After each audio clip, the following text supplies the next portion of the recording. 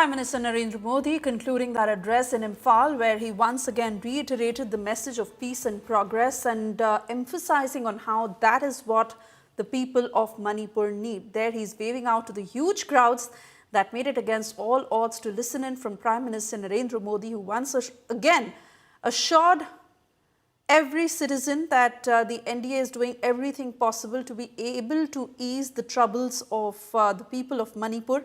In fact, he also said that this is a new era of infrastructure growth that Manipur is witnessing. There was no Vikas in the state before 2014, and Imphal will push India's growth.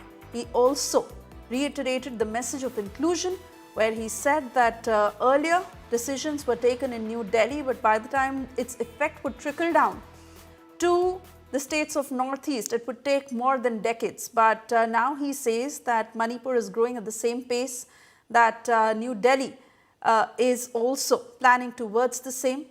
He said that while lauding players in Manipur, saying that India needs that sort of talent, and the government is certainly committed towards the youth of Manipur.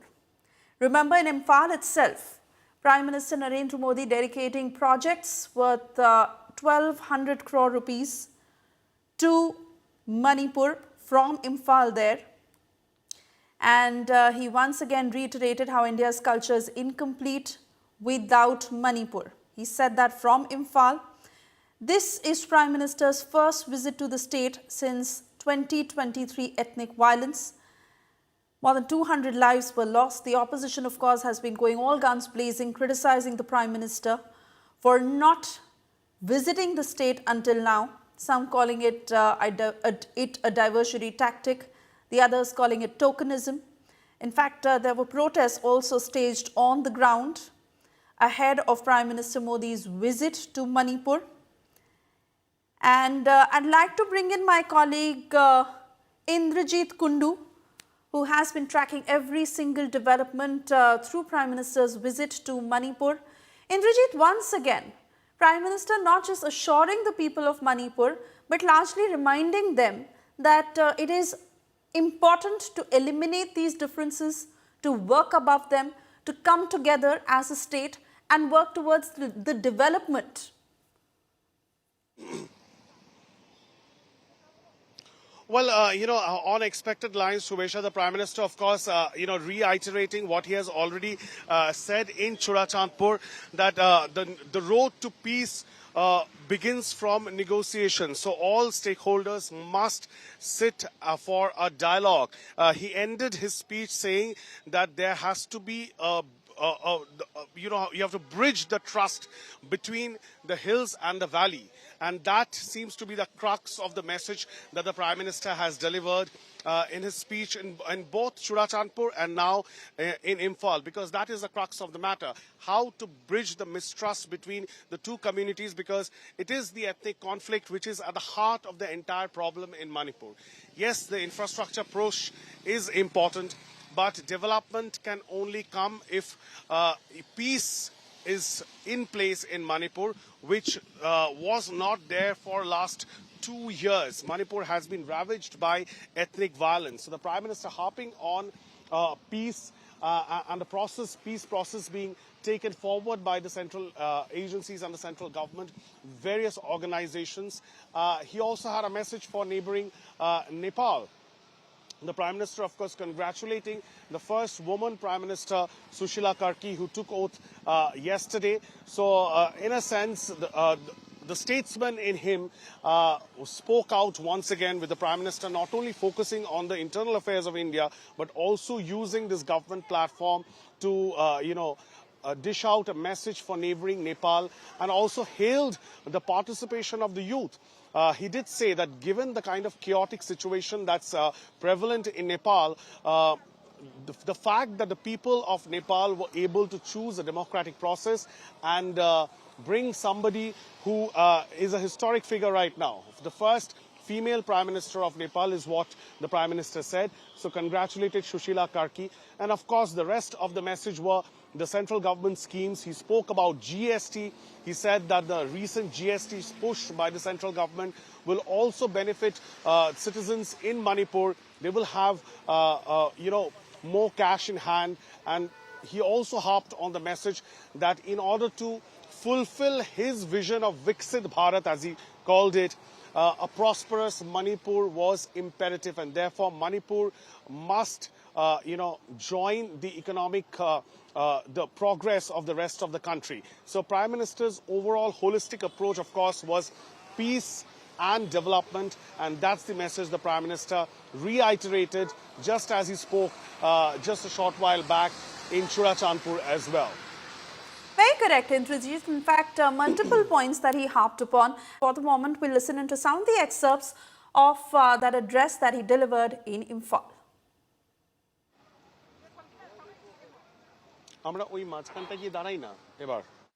देश के पश्चिमी और दक्षिणी हिस्से के बड़े शहरों में विकास हुआ, वहां सपने पले, नौजवानों को नए मौके मिले। अब 21वीं सदी का ये समय ईस्ट का है, नॉर्थ ईस्ट का है। इसलिए मणिपुर के विकास को भारत सरकार ने निरंतर प्राथमिकता दी है। इसी का परिणाम है कि मणिपुर की विकास दर लगातार बढ़ रही है। 2014 से पहले मणिपुर की विकास दर 1% से भी कम थी, 1% भी नहीं थी। अब मणिपुर पहले से कई गुना तेजी से आगे बढ़ रहा है। मणिपुर में इंफ्रास्ट्रक्चर निर्माण का नया दौर शुरू हुआ है। मुझे संतोष है, मणिपुर में सड़कें बनाने की, नेशनल हाईवेज बनाने की रफ्तार भी कई गुना बढ़ी है। यहां गांव-गांव तक सड़कें पहुंचाने के लिए भी तेजी से काम हो रहा है। हमारा इम्फाल संभावनाओं का शहर है। मैं इम्फाल शहर को भी विकसित भारत के उन शहरों के रूप में देखता हूं जो हमारे यूथ के सपनों को पूरा करेगा, देश के विकास को गति देगा। इसी सोच के साथ यहां स्मार्ट सिटी मिशन के तहत अनेक प्रोजेक्ट्स पूरे किए गए हैं। सैकड़ों करोड़ रुपए के और भी कई प्रोजेक्ट पर तेजी से काम किया जा रहा है। हमारी सरकार पूरी संवेदनशीलता से आपके जीवन की मुश्किलों को कम करने का पूरा प्रयास कर रही है। मैं जानता हूं, मणिपुर के कई हिस्सों में बाढ़ से भी बहुत परेशानी होती है। इस समस्या को कम करने के लिए भी सरकार कई प्रोजेक्ट पर काम कर रही है। Indrajit, I want to come back to you on the point you mentioned. Prime Minister Narendra Modi, from congratulating the Nepal interim Prime Minister to highlighting Operation Sindoor to saying any kind of violence in Manipur is unfortunate, to praising GST reforms, to even saying that the 21st century is the time for the Northeast. A holistic approach, exactly what he took, as you mentioned. Well, often when we cover Northeast, there is always this talk about alienation from the mainstream, the mainland. So in a sense, Prime Minister, by talking about GST, by talking about Operation Sindoor, by talking about Manipur's contribution to the armed forces, the fact that Netaji Subhash Chandra Bose played a very key role with his INA in Manipur, that the Indian tricolour was first hoisted on Manipuri land.